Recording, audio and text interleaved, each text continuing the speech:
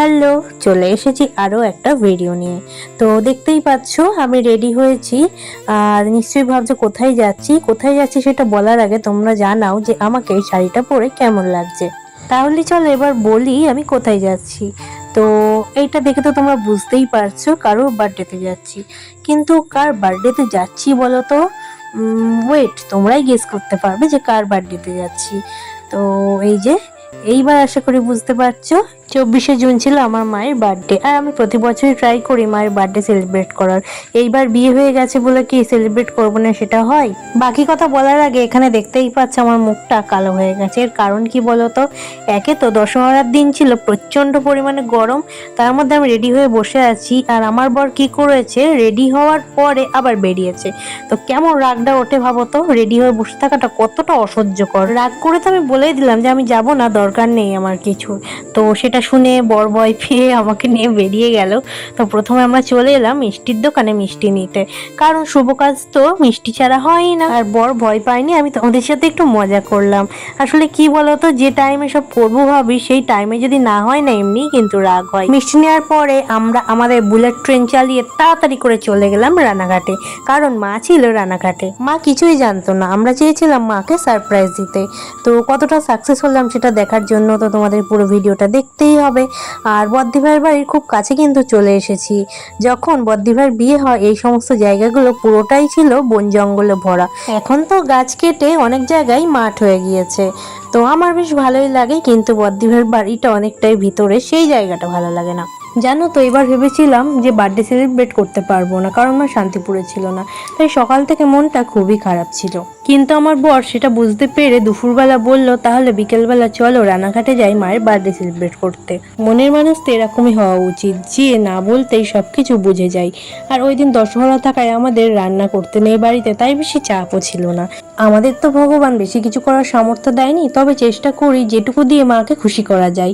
আর এই ভিডিওটা দেখে অনেকেই অনেক কিছু ভাবতে পারো বা বলতে পারো, তো তাদের উদ্দেশ্যে একটা কথা বলতে চাই। আমি মনে করি মানুষ বেঁচে থাকতে তাকে যতটুকু আনন্দ দিতে পারবে ততটুকুই থেকে যাবে, কিন্তু তার মৃত্যুর পরে শ্রাদ্ধে 500 লোক খাইয়ে সেই ভালোবাসা দেখিয়ে কি হবে বলো, সে তো আর দেখতে পারবে না।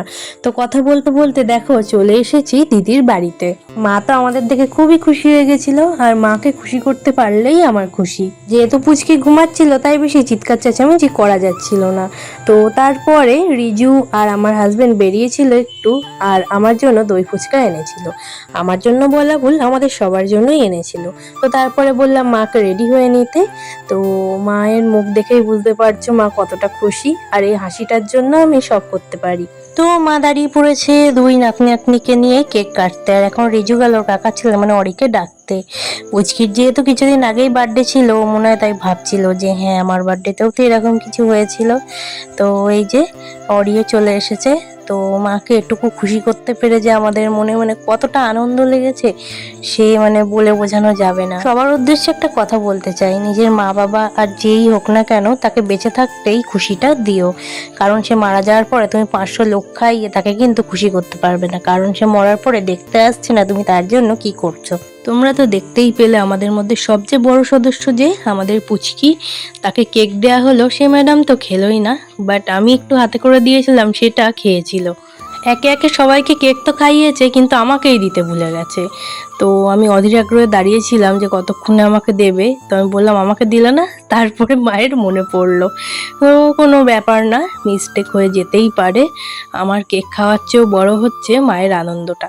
আর হ্যাঁ, ওই দিন কিন্তু পায়েস মিষ্টিরও ব্যবস্থা করা হয়েছিল, যেটা বাঙালি জন্মদিনে হয়ে থাকে। আর দুঃখের বিষয় হলো আমি পারিনি সেটা রান্না করতে, কারণ একটু আগেই তো বললাম আমাদের ওই দিন রান্না করতে নেই। আর এই আয়োজনটা বদ্দি ভাই আর জিজু মিলে করেছিল। আমাদের বার্থডেতে আমাদের মা বা বড়রা কি করে, পায়েস মিষ্টি খাইয়ে দেয়। মায়ের মা নেই তাই কি হয়েছে, মায়ের তো আমি আছি, মায়ের ছোটো মা, যার কারণে আমি মাকে পায়েস মিষ্টিটা খাইয়ে দিলাম।